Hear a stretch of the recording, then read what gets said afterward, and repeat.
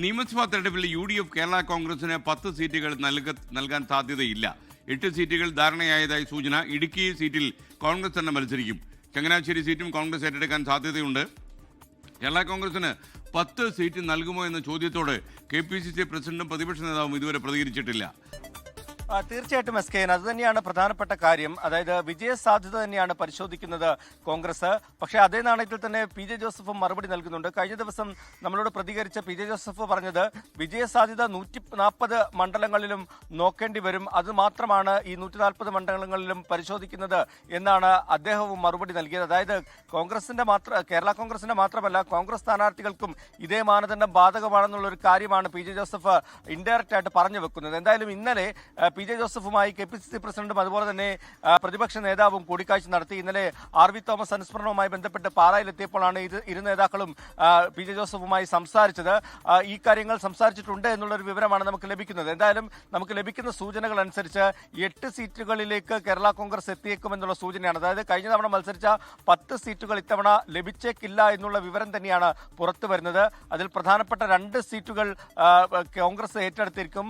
അതിൽ ഏറ്റവും പ്രധാനപ്പെട്ടത് ഇടുക്കി സീറ്റാണ്. ഇടുക്കി സീറ്റിൽ റോഷിക്കെതിരെ കോൺഗ്രസ് സ്ഥാനാർത്ഥി മത്സരിച്ചാലേ വിജയിക്കാൻ സാധിക്കൂ എന്നുള്ളൊരു കാര്യമാണ് അവർ മുന്നോട്ട് വെച്ചിട്ടുള്ളത്. കാരണം അവിടെ അത്ര ശക്തനായിട്ടുള്ള ആളില്ല, അല്ലെങ്കിൽ PJ ജോസഫോ അബു ജോസഫോ വല്ലതും വന്ന് മത്സരിക്കേണ്ടി വരും. അതിനപ്പുറത്തേക്ക് കോൺഗ്രസ് സ്ഥാനാർത്ഥിയാണെങ്കിൽ റോഷി അഗസ്റ്റിനെ തോൽപ്പിക്കാൻ സാധിക്കുമെന്നുള്ള വിലയിരുത്തലുണ്ട്.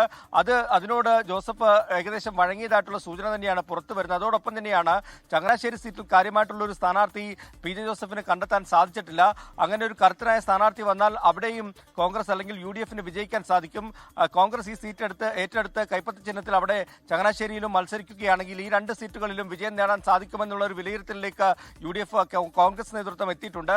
അതുകൊണ്ട് തന്നെ ഈ 2 സീറ്റുകളും ഏറ്റെടുക്കാനുള്ള സാധ്യത തന്നെയാണ് നിലനിൽക്കുന്നത്. അതിനപ്പുറത്തേക്ക് അവർക്ക് ഈ 2 സീറ്റുകൾ ഏറ്റെടുക്കുമ്പോൾ മറ്റേതെങ്കിലും സീറ്റ് നൽകുമോ എന്നുള്ള ചോദ്യം കൂടിയുണ്ട്. പൂഞ്ഞാർ അടക്കമുള്ള സീറ്റുകൾ കേരള കോൺഗ്രസിന് നൽകാനുള്ള സാധ്യത കൂടി നിലനിൽക്കുന്നുണ്ട്. ഏറ്റുമാനൂർ സീറ്റ് നേരത്തെ ഏറ്റെടുത്തേക്കുമെന്ന് പറഞ്ഞിരുന്നുവെങ്കിലും അതിനെക്കുറിച്ചുള്ള ചർച്ചകൾ ഇപ്പോൾ ഇല്ല എന്നുള്ള സൂചന തന്നെയാണ് ലഭിക്കുന്നത്. കാരണം അവിടെ ശക്തനായിട്ടുള്ള സ്ഥാനാർത്ഥിയെ കേരള കോൺഗ്രസിന് തന്നെ കണ്ടെത്താൻ സാധിച്ചിട്ടുണ്ടെന്നുള്ള സൂചനകളും പുറത്തു വരുന്നു. എന്തായാലും 10 സീറ്റുകൾ എന്നുള്ള കാര്യത്തിൽ യാതൊരു പ്രതികരണവും ഇപ്പോൾ നടത്താൻ കോൺഗ്രസ് നേതാക്കൾ തയ്യാറായിട്ടില്ല. ഏതെങ്കിലും തരത്തിലുള്ള നീക്കുപോക്കുകൾ ഉണ്ടായിട്ടുണ്ടോ എന്നറിയില്ല. അങ്ങനെ സാധാരണ നമ്മൾ ചോദിക്കുമ്പോൾ ഈ 10 സീറ്റുകൾ കഴിഞ്ഞ തവണ കേരള കോൺഗ്രസ് മത്സരിച്ചതാണ്, അവർ തന്നെ മത്സരിക്കട്ടെ എന്നാണ് ഈ നേതാക്കളൊക്കെ പറയേണ്ടിയിരുന്നത്. പക്ഷേ അങ്ങനെ ഒരു പ്രതികരണം നടത്തിയിട്ടില്ല.